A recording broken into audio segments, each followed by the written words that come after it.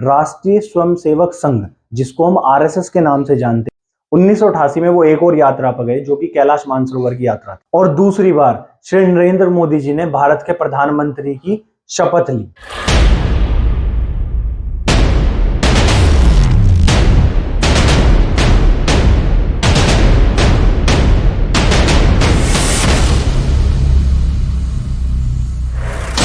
Welcome. और आज हम बात करेंगे एक ऐसे व्यक्ति की जीवन यात्रा के बारे में जो साधारण शुरुआत कर आज विश्व के सबसे प्रभावशाली नेताओं में से एक हैं। आज की इस वीडियो में हमारे साथ जुड़े रहें क्योंकि आज हम एक ऐसे नेता, प्रेरणादायक नेता श्री नरेंद्र मोदी जी की जीवन यात्रा के बारे में बात करेंगे।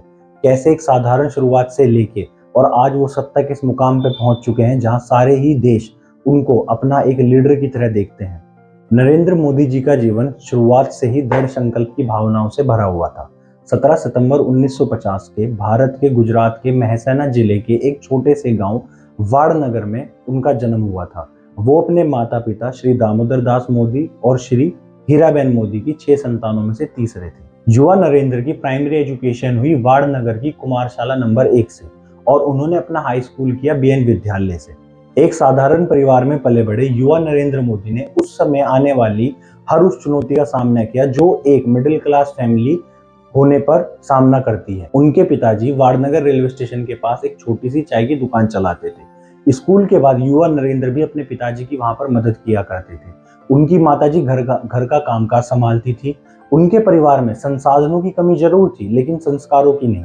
उनके एक टीचर ने एक इंटरव्यू में कहा था कि नरेंद्र में बचपन से ही लीडर वाली सारी क्वालिटीज थी। वो बचपन में भी क्लास के मॉनिटर बना करते थे।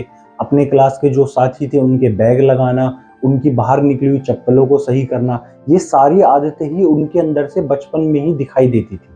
छोटी उम्र से ही युवा नरेंद्र अपने आसपास हो रही चीजों को जानने के लिए बहुत ज्यादा उनमें रुचि रखा करते थे। वो अपने आसपास की दुनिया को जानने के लिए भी बहुत ज्यादा उत्सुक रहा करते थे। युवा नरेंद्र की जिंदगी में एक बड़ा मोड़ तब आया जब वो अपने हिंदी के अध्यापक चंद्रकांत दवे सर से इन्फ्लुएंस होकर राष्ट्रीय स्वयंसेवक संघ, जिसको हम आरएसएस के नाम से जानते हैं, उन्होंने वह ज्वाइन की और उनकी सभाओं में वो रेगुलर जाने लगे।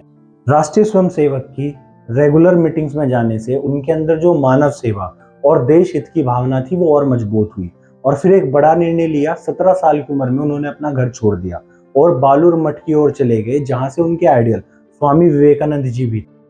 काफी छोटे बड़े शहरों का भ्रमण करने के बाद युवा नरेंद्र वापस अहमदाबाद आ गए और वहां के आरएसएस कार्यालय में रहने लगे।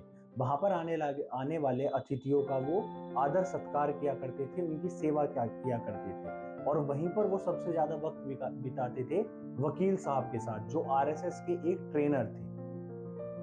और उसी वक्त के आसपास 1971 में जब पाकिस्तान ने ईस्ट पाकिस्तान, जो आज के टाइम में बांग्लादेश जाना जाता है, वहां पर जेनोसाइड करा दिया और बहुत सारे लोगों का नरसंहार कराया। इसके खिलाफ इंडिया में भी अलग अलग जगह पर आंदोलन किए गए और इन आंदोलन में से कुछ आंदोलन में श्री नरेंद्र मोदी जी भी शामिल थे और इसकी वजह से उन्हें पहली बार जेल जाना पड़ा। तब उनकी उम्र लगभग 22 या 23 साल रही हो। 6 अप्रैल 1980 जनसंघ से जुड़े नेताओं ने एक पार्टी का निर्माण किया और उस पार्टी को नाम दिया भारतीय जनता पार्टी। और वक्त आ चुका था जब नरेंद्र मोदी जी संघ के लिए अलग अलग आंदोलन और यात्राओं में एक अहम भूमि निभाते। 6 दिसंबर 1986 बाला साहब देवरस, जो आरएसएस के प्रमुख थे, उनके निर्देश पर उन्हें भारतीय जनता पार्टी में भेजा गया।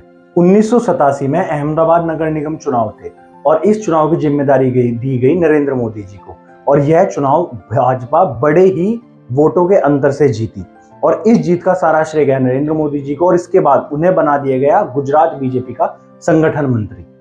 1988 में वो एक और यात्रा पर गए जो कि कैलाश मानसरोवर की यात्रा थी। इसके बाद 1990 में वो एक बड़ी यात्रा पर निकले जो कश्मीर से कन्याकुमारी तक की थी और इस यात्रा को नाम दिया गया एकता यात्रा और यह यात्रा उन्होंने शुरुआत की मुरली मनोहर जोशी जी के साथ, जो उस वक्त बीजेपी के राष्ट्रीय अध्यक्ष थे।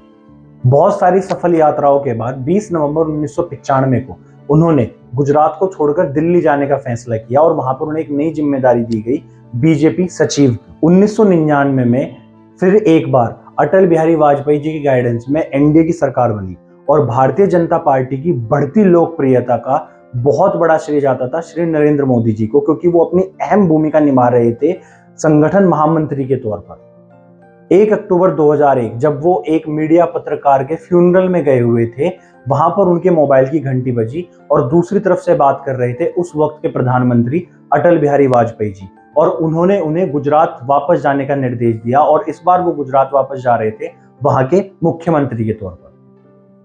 वापस जाते ही गुजरात में उन्होंने बहुत सारे उलटफेर किए। उनका सिंपल एक मोटिव था कि उनको गुजरात को एक समृद्ध गुजरात बनाना था, एक विकासशील गुजरात बनाना था। और इसमें एक योजना ने पूरा ही छवि को बदल के रख दिया। उस योजना का नाम था ज्योति ग्राम योजना। उस योजना के तहत नरेंद्र मोदी जी ने एक संकल्प लिया कि वह 24 घंटे बिजली पूरे गुजरात को प्रोवाइड करेंगे। जगह जगह स्कूल्स बनाएंगे, अस्पताल बनाएंगे, शौचालय बनाएंगे। और यही वो एक सिंगल योजना थी जिसने गुजरात मॉडल लोगों के सामने लेके आया, दुनिया के सामने लेके आया। और उनकी लगातार मेहनत और बहुत सारी योजनाओं का नतीजा निकल के आया कि गुजरात मॉडल वर्ल्ड के सामने एक ऐसा मॉडल निकल के आया जहां पर हर एक नागरिक को सिक्योरिटी, उनकी ग्रोथ, उनके डेवलपमेंट के बारे में सोचा जा रहा था। और हर एक स्टेट एक गुजरात मॉडल जैसा स्टेट ही अपने इलाके में लाना चाहता था। आने वाले वक्त में 13 सितंबर 2013 को बीजेपी ने श्री नरेंद्र मोदी जी को प्रोजेक्ट किया as a new prime minister face of India. जो कभी चाय लेकर ट्रेन के पीछे भागा करते थे, आज उनके पीछे जन सैलाब था। 16 मई 2014 लोकसभा इलेक्शंस की काउंटिंग शुरू हुई और एनडीए ने 543 में से 336 सीटें जीती। 21 मई 2014 को उन्होंने गुजरात के सीएम पद से इस्तीफा दिया और 26 मई 2014 को उन्होंने देश के 15वें प्रधानमंत्री के तौर पर शपथ ली। और 26 मई 2014 के बाद से आज तक भारत की ग्रोथ हर तरफ बहुत ज्यादा है। आज चाहे हम यूपीआई की सफलता की बात करें जो 8 से ज्यादा देशों में आज चल रही है। अगर हम बात करें महिलाएं जो गाँव में चूल्हे पर खाना बनाती थी और धुएं से परेशान रहती थी, वो उन्हें अस्थमा करता था, उसको आजादी दिलाने के लिए उज्ज्वला योजना की बात करें जिसकी बदौलत आज घर घर में सिलेंडर पहुंचा है।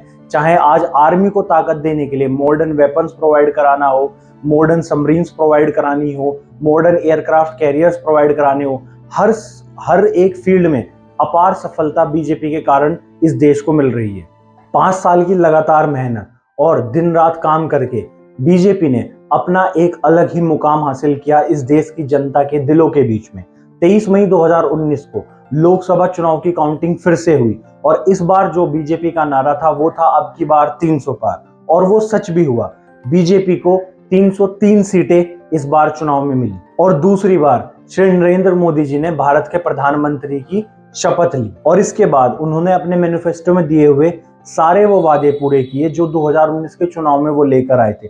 चाहे वो 370 को हटाना हो जो कि 5 अगस्त 2019 को हुआ था, चाहे राम मंदिर को बनाना हो जिसके भूमि पूजन के लिए 5 अगस्त 2020 को वो खुद अयोध्या गए थे भूमि पूजन करने के लिए।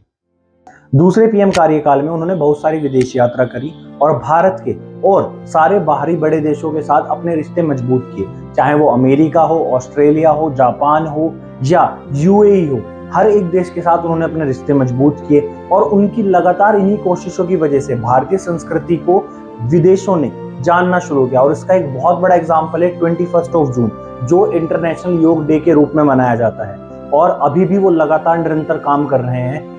तो ये थी जीवन यात्रा श्री नरेंद्र मोदी जी की।